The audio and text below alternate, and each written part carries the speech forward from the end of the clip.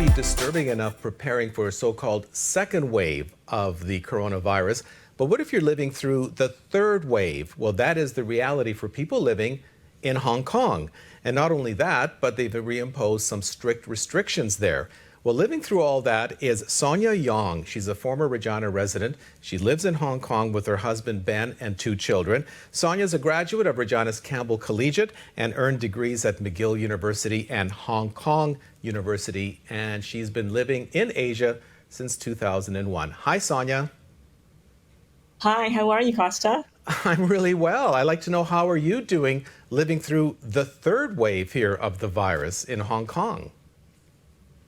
Yeah, it's been quite challenging to say the least. I mean, we've had coronavirus since February, and we've been living through that, and it's been really challenging. I think I'm a teacher in Hong Kong, and the biggest challenge initially was just trying to get online learning set up for our students and trying to deal with my own kids at home too.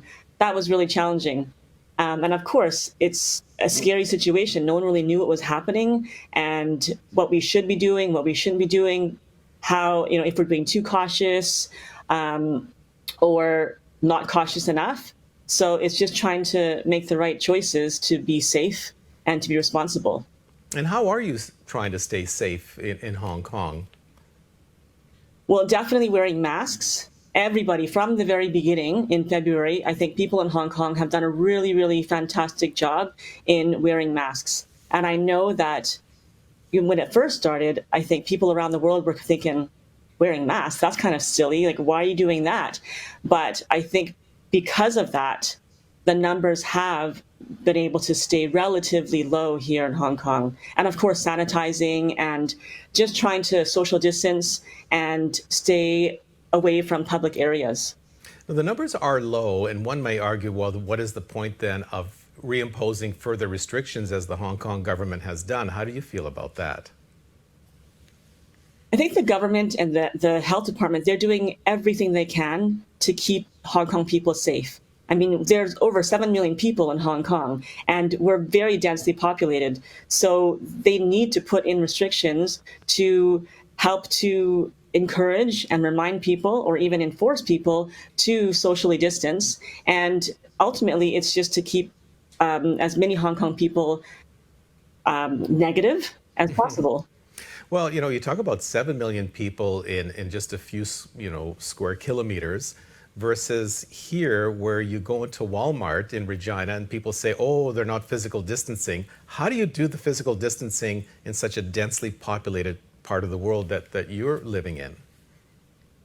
Well, the government now has put in restrictions, a ban for public gatherings to 2 people. And I think that that's really to try to encourage people to stay at home and to prevent social gatherings. But given that people live in really, really small apartments, I think the government does want to be a little bit considerate to these people and give them some flexibility to just get out if they need to for their own well-being. And how do you feel about the well-being of your family living through this COVID, the third wave in Hong Kong? Well, as I mentioned, I'm a teacher, and we just started our school year again. And sadly for us, we are starting it online again. So that has definitely had a huge impact on our well-being, but we're trying to be positive, and we know that it's for the health and well-being of ourselves and our community. So we have to do our part. And through all this, of course, you can't ignore the pro-democracy demonstrations happening in Hong Kong, China casting its, let's face it, long shadow over Hong Kong. So, and then you have the COVID. So how do you deal with all that as a resident there? Well, ultimately, I've been in Hong Kong this is my 17th year here, and I love Hong Kong. I love Hong Kong. I love Hong Kong people. And I think that with all the pro-democracy demonstrations and the things that are going on politically, we just have to be very wary of what we're saying, what we're posting on social media, and remain neutral. So really, I try not to get involved. And of course, we worry about what the future of Hong Kong might look like if they're going to bring in some media restrictions and bans on certain social media platforms, but we kind of just have to wait and see.